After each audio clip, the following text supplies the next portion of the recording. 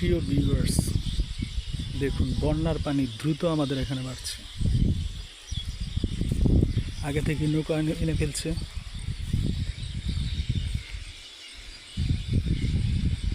খুবই দ্রুত পানি আসছে। এটা 2 দিনের ভেতর পানি এসে ভরে গেছে আমাদের এই সাইডটা, এই পাশে কলা বাগানটা।